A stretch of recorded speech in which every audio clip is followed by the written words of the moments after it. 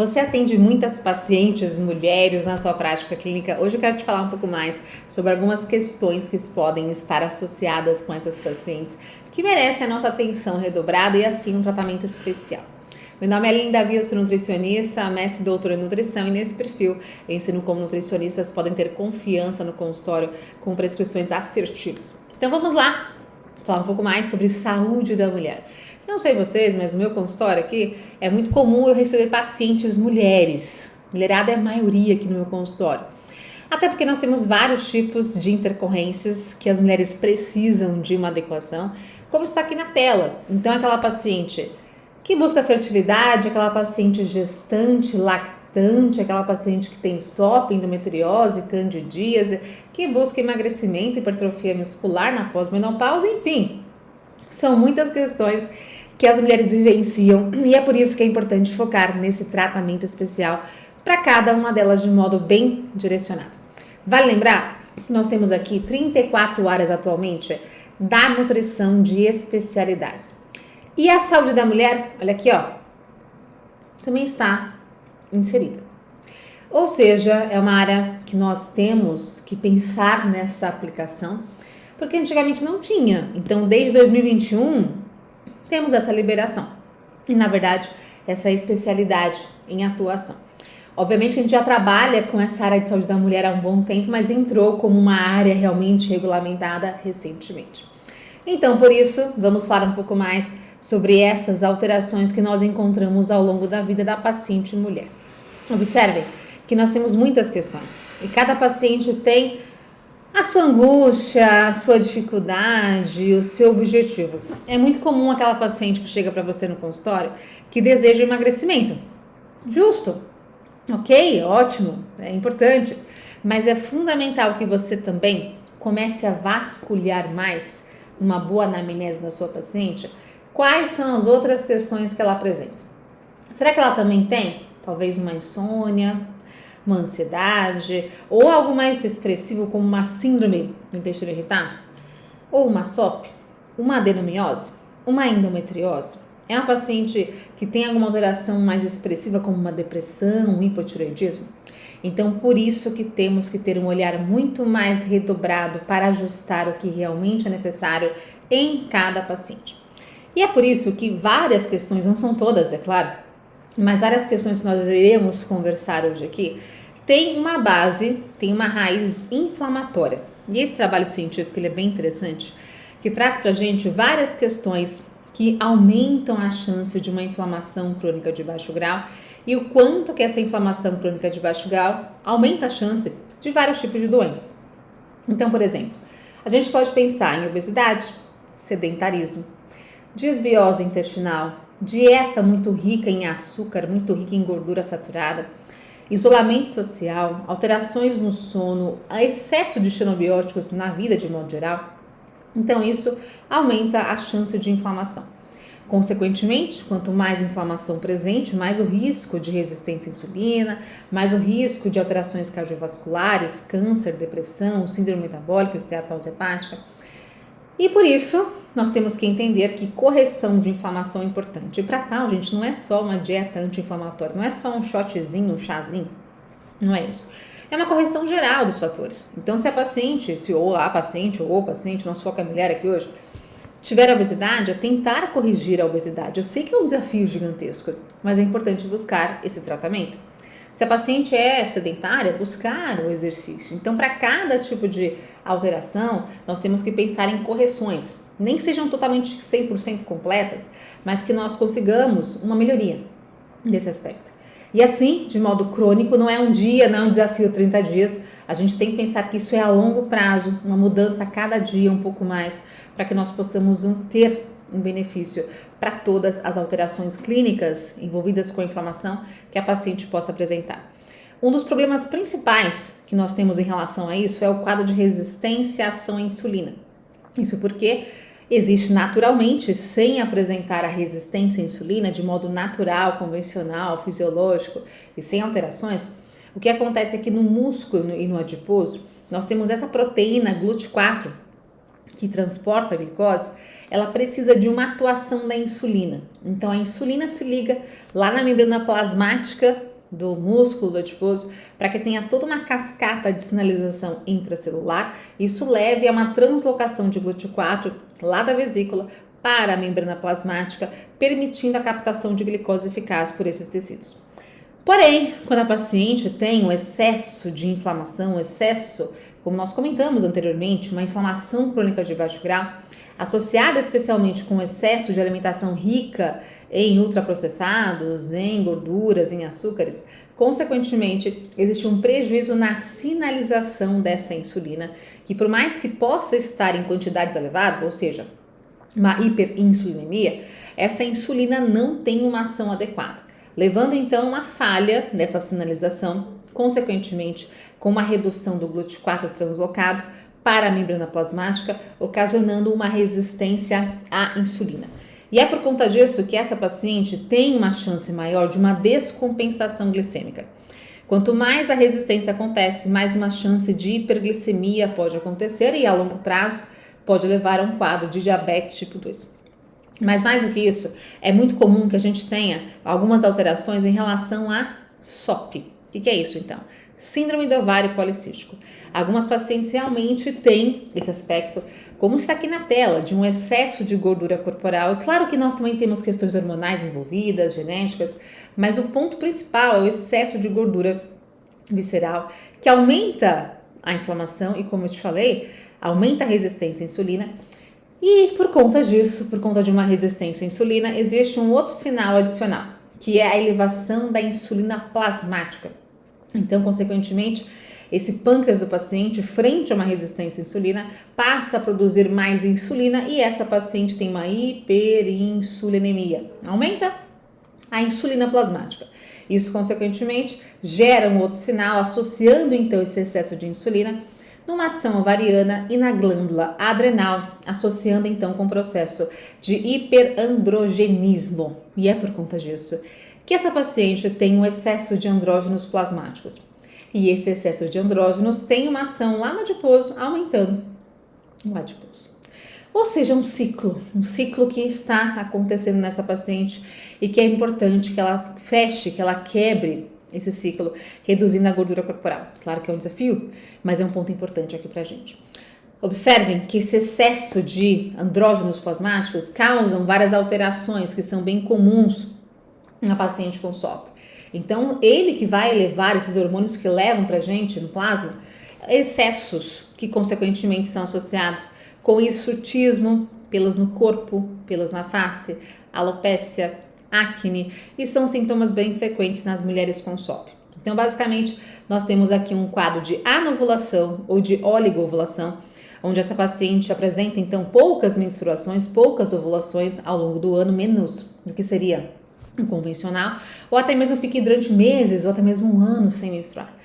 Então, no caso, é uma questão que angustia essa paciente, aumenta a chance de infertilidade. Muitas podem ter também morfologia de vários cistos, que são ovarianos, nem todas, mas no caso, as questões clínicas são as mais agressivas normalmente.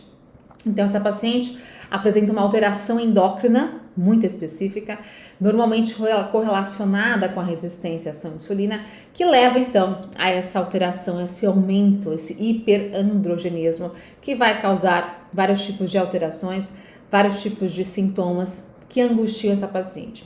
E os principais realmente disfunção menstrual, hiperandrogenismo com acnes no corpo, na face especialmente, alterações endócrinas metabólicas de glicemia, de insulina, aumentando a chance também de dislipidemia, elevação de colesterol, de LDL, apneia do sono, síndrome metabólica, alteração cardiovascular, neoplasia, a chance aumenta endometrial, assim como infertilidade, complicações na gestação, caso ela venha ficar grávida, e também alterações psicológicas.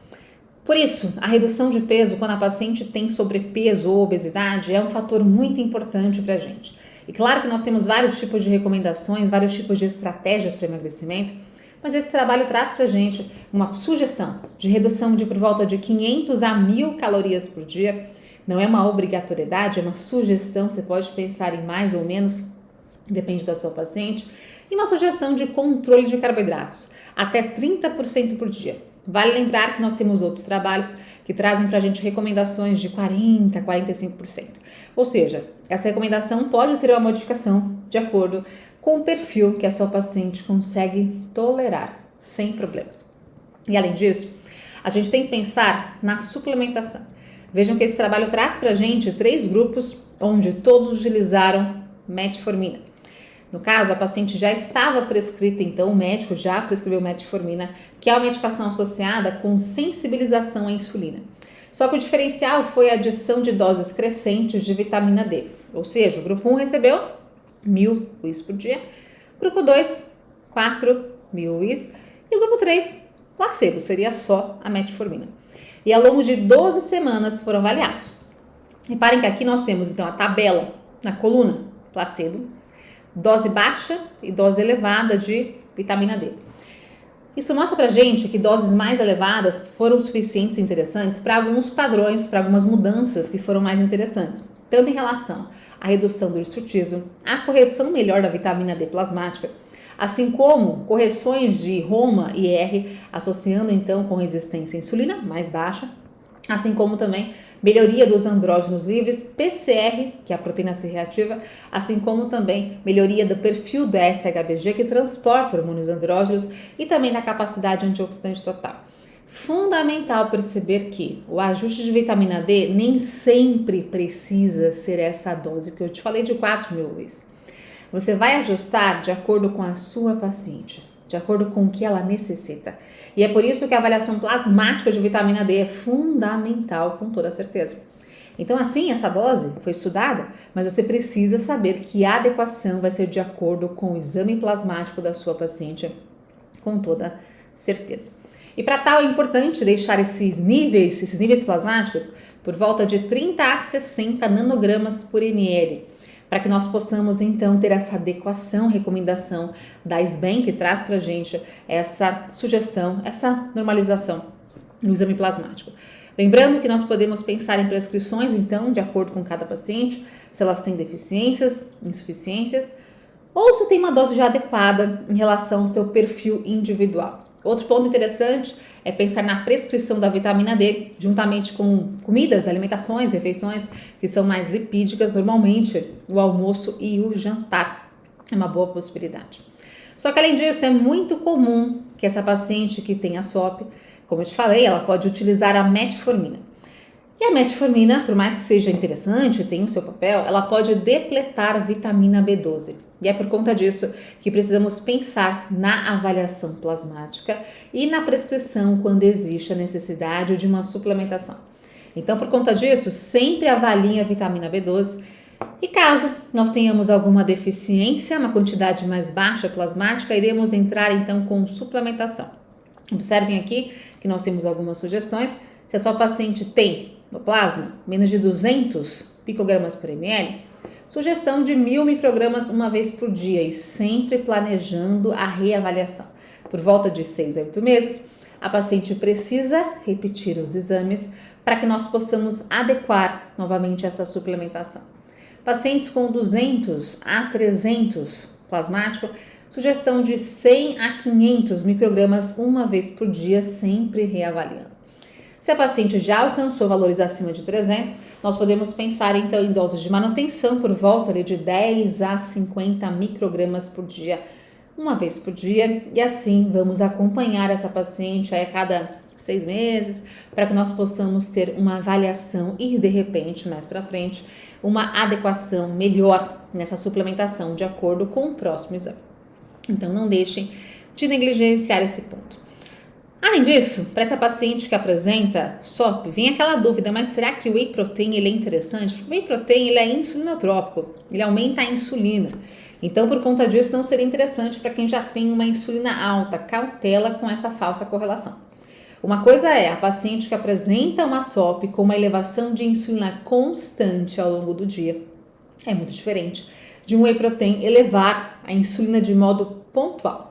Reparem que aqui nós temos realmente, quando você quebra esse Whey Protein, você gera peptídeos, aminoácidos muitas vezes, como a leucina especialmente, que tem várias ações e consequentemente pode estimular mais a insulina? Sim, mas é algo pontual, algo momentâneo, daquele momento.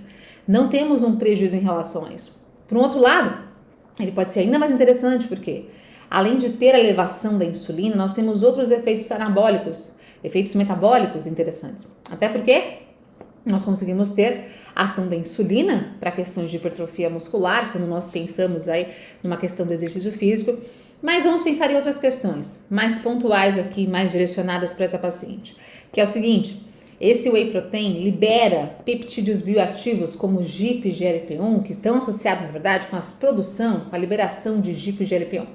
Então, quando você consome whey protein, você quebra em peptídeos menores.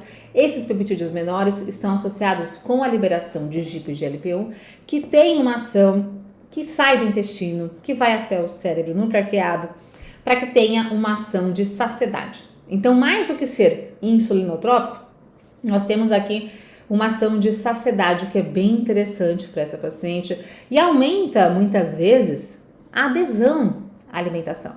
A paciente tem menos fome, a paciente fica mais saciada, o que é super interessante. Então, pensem nessa vertente, não só da insulina, mas o quanto o whey protein pode contribuir para o aumento de massa muscular, associando com exercício, pelo seu aporte proteico interessante e também por conta da saciedade.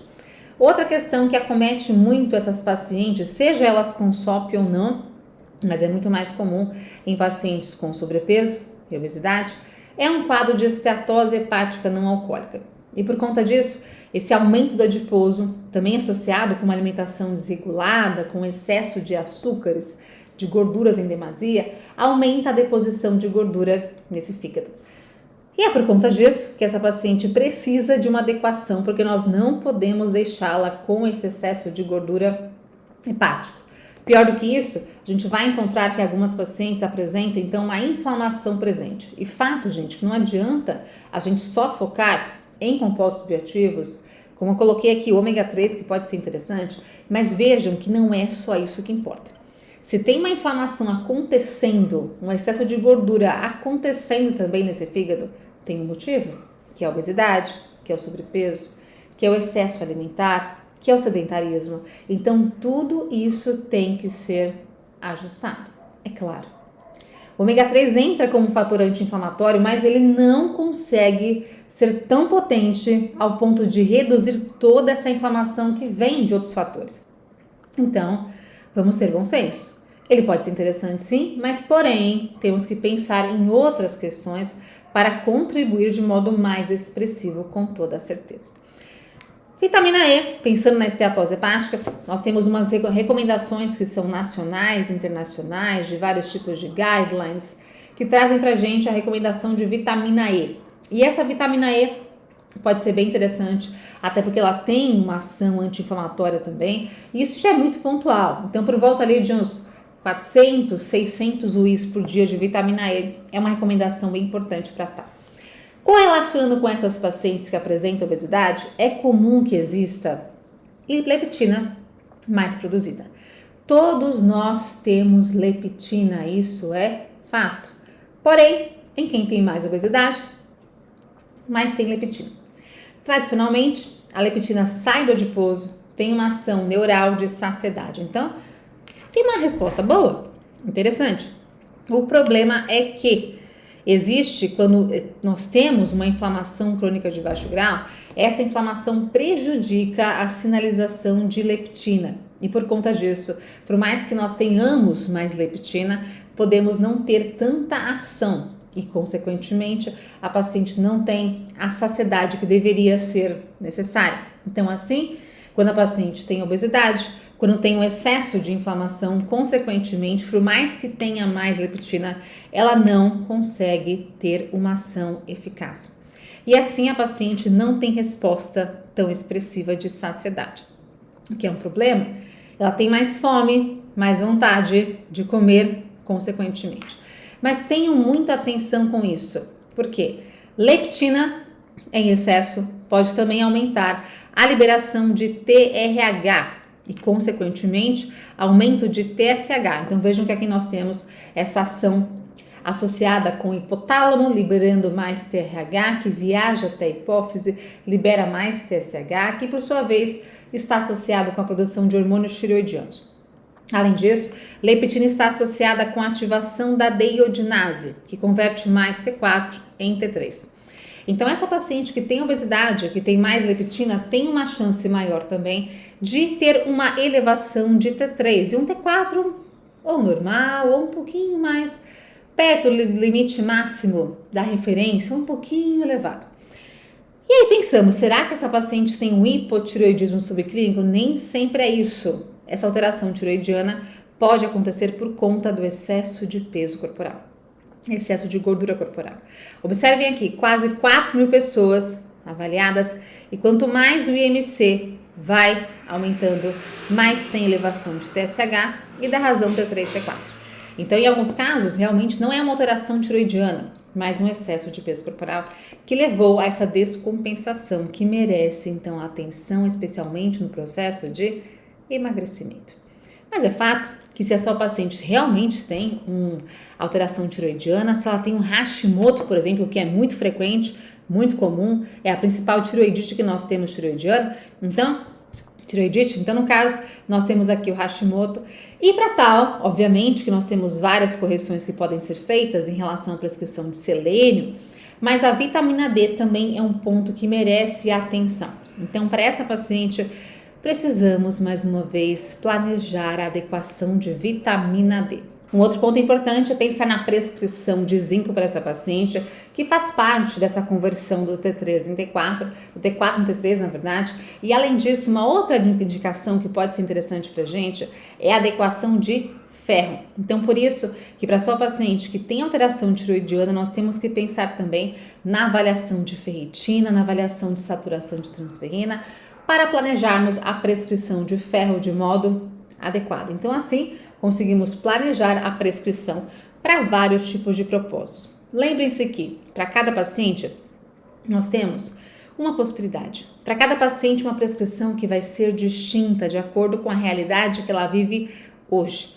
E é por isso que nossas prescrições devem ser de modo bem organizado, individualizado, a cada consulta, para que nós possamos pensar em prescrições mais direcionadas para cada tipo de paciente.